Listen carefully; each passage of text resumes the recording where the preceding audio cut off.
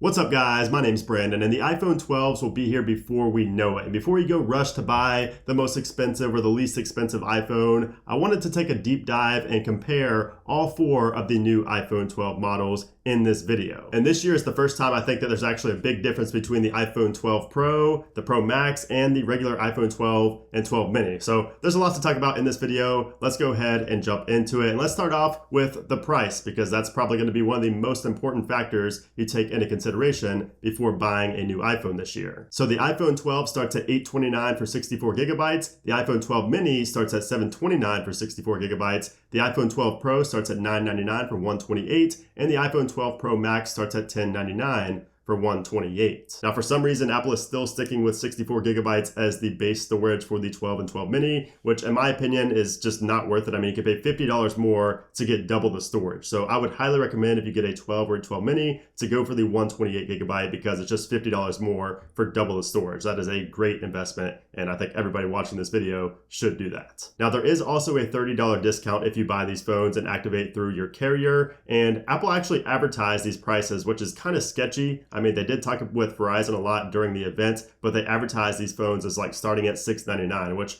really isn't the case if you buy SIM-free and without, a carrier. So a little bit sketchy there on the pricing. So if you heard different prices, that's why. So anyways, let's go ahead and talk about these phones and how they differ from each other. So the biggest topic of discussion with the new iPhones in 2020 is definitely going to be 5G. So luckily, you don't have to get the Pro model to get 5G. All four iPhone 12 models will come equipped with 5G. They're going to have both sub-6 and millimeter wave 5G. So every iPhone 12 will also get the new smart data mode, which can automatically switch between 4G and 5G based on your location to both save battery and data if you're not on an unlimited plan. Now, as for the screen size for these phones, the iPhone 12 mini is just 5.4 inches. The 12 is 6.1 inches, same with the 12 Pro, 6.1. And then the 12 Pro Max this year is the biggest iPhone ever at 6.7 inches. So that's compared to 6.5 on the 11 Pro Max from last year. And unfortunately, we do not get 120 hertz displays this year. We still have the same 60 hertz refresh rate on all iPhone 12s. We're probably going to see 120 hertz next year with the iPhone 13s, but we'll have to wait and see on that. Now, as for the actual design of the 2020 iPhones, the iPhone 12s have a flat edge design, very similar to that of the iPhone 5, which looks excellent when paired with that edge-to-edge display, which, by the way, there is also less bezel this year on all iPhone 12 models. Now, as for the difference in the overall build quality and design and the materials used, the iPhone 12 and 12 mini use aluminum for the frame, whereas the 12 Pro and Pro Max use stainless steel for the frame. So of course the Pro models are going to look and feel more premium. Also, the iPhone 12 and 12 mini come in more fun colors like blue, green, red, black, and white, whereas the Pro models come in more sleek, professional colors like silver, gold, graphite, and the all-new Pacific blue. All four iPhone 12 models will have a new, tougher front glass panel that Apple is calling the Ceramic Shield, which results in 4 times better drop performance. So this should lead to less scratching on the screen, as well as a reduction in the amount of cracked iPhone screens you just see around town. It seems like everybody these days has a cracked iPhone screen, so you should see less of those with the iPhone 12s. We also have an IP68 rating this year, so all four iPhone 12 models will be water resistant up to 6 meters for 30 minutes. Now, as for the internals, all four iPhone 12 models will be shipping with the super powerful A14 Bionic chip, which Apple claims is the fastest chip in any smartphone, and I honestly believe it. I mean, the speed tests I do on the channel in the coming months will be interesting to see, and it will probably prove that claim, but it will be really interesting to see because Apple has really progressed a lot lately with their chips. Now, this A14 chip will be about 15% faster than the A13 chip while using 30% less power. So the power part is important because Apple didn't mention better battery life once during this keynote. So the batteries inside these new iPhones are likely smaller, but thanks to that A14 chip, battery life will probably be about the same as the previous generation, with the 12 Pro Max, of course, getting the best battery life of any of the models just because it's bigger and it will have a bigger battery. But as far as battery improvements over last year, there's probably not going to be any. It's probably going to be very, very similar. Apple claims a little bit lower battery life, when watching movies and things like that. But I think when we get these actually in hand, we'll see very similar, if not the same, battery test results. But of course, you guys know I will be doing a battery test video here on the channel, so definitely stay tuned to that. It's going to be very interesting to see how these compare to last year's models. So now let's talk about the cameras, because this is where I think there are going to be a lot of make or break decisions. So the iPhone 12 and 12 mini have a dual camera setup on the back, whereas the 12 Pro and 12 Pro Max both have a triple camera setup on the back. So the 12 and the 12 mini have a wide angle lens and an ultra wide angle lens, whereas the 12 Pro and Pro Max have both of those, plus the telephoto lens and a LiDAR scanner. So technically you could say a 4-camera setup on the iPhone 12 Pro and Pro Max, but the LiDAR scanner is not really a camera. It's not really a sensor. So it's just for LiDAR. And that is going to help dramatically with augmented reality and depth sensing for both photos and videos. So you will see an improvement on the Pro and Pro Max. But the result is not going to really be that big of a deal for most people out there. But the wide angle lens on all 4 models has been improved this year, and it will let in 27% more light. So you should see better low light photography from all 4 iPhone 12 models this year. Now also on the Pro and Pro Max, you get 4x and 5x optical zoom versus 2x on the 12 and 12 mini, and 10x and 12x digital zoom versus 5x on the 12. So definitely some improvements there for the zooming as well. And these camera setups combined with the A14 Bionic chip will now allow all iPhone 12s to shoot night mode from any lens, including the front-facing camera, which is pretty neat. So along with that, you'll also be able to shoot night mode time-lapse videos, which is pretty awesome. I'd love to see some nighttime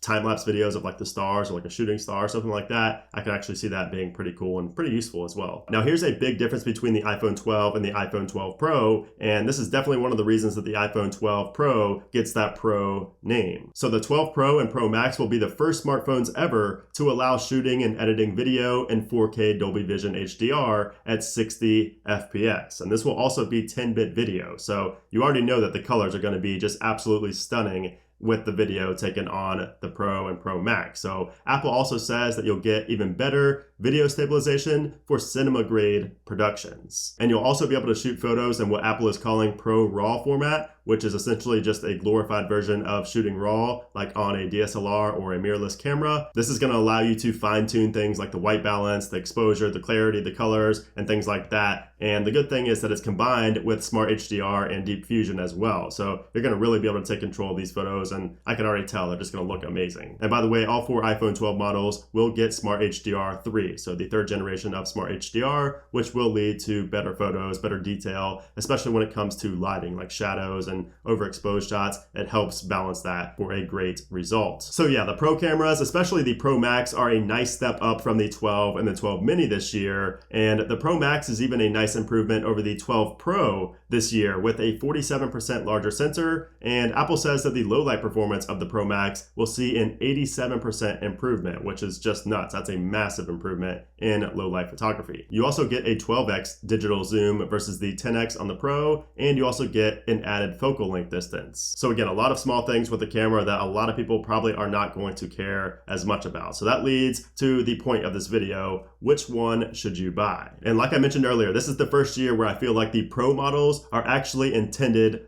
for pros and not just your average consumer who wants to get, all the features that were left off of the regular 12 or 12 mini model. And if you're sitting there wondering, am I an average consumer? Try to answer me these couple of questions. So do you know what 10-bit video recording is? Do you know what that codec is? Do you know what shooting RAW is? Do you know what Dolby Vision is? If you don't know what any of those things are, chances are you're not really into photography or videography like that, and you're probably just an average consumer, at least when it comes to the camera side of things. So for that reason, I don't think it's worth getting the 12 Pro or the 12 Pro Max this year, because those are really the biggest improvements that you'll see this year versus the 12 and the 12 mini. So I think that the iPhone 12 and the iPhone 12 mini will be the ideal phone to buy this year for most people. I'd say probably 90% of people, because the 12 and the 12 mini get pretty much every feature that the iPhone 12 Pro and Pro Max gets, aside from, of course, the size, the screen size, and of course the cameras. So you will get slightly better battery life in the Pro models as well. But as far as all the new features this year, the 12 and 12 mini get all of those just like the Pro and Pro Max do. I mean, we have 5G on all models. We have the new flat edge design on all models.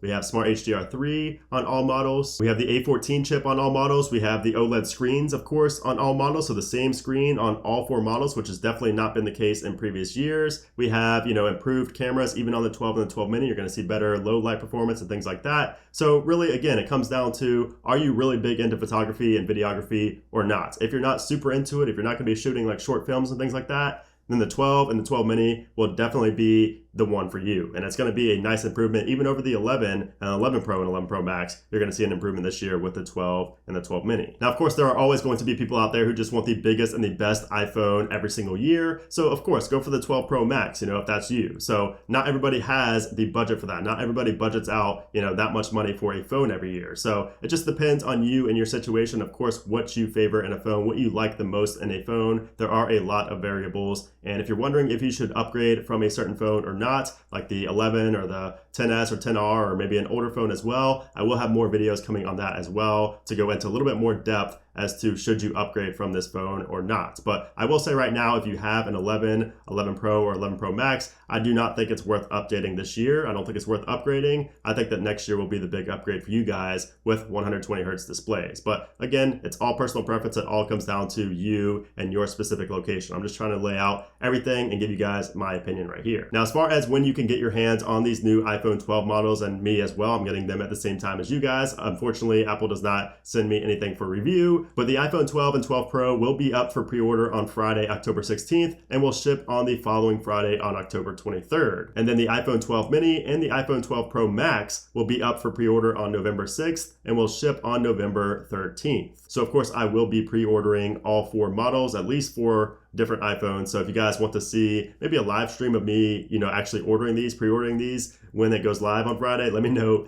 in a comment down below. And you guys already know to expect a ton of videos on the new iPhone 12s when they release. So definitely subscribe if you have not done so already to see all of those videos. But anyways, I hope this video was somewhat helpful in helping you decide which iPhone 12 to buy this year. If it did, I would appreciate if you gave this video a thumbs up, or if you just enjoy my voice and maybe you like this new view that I'm trying out right here. The lighting's not the best, but if you like this, let me know down in a comment below, and also let me know with a thumbs up as well. But anyways, guys, thanks again for watching, and I'll see you soon.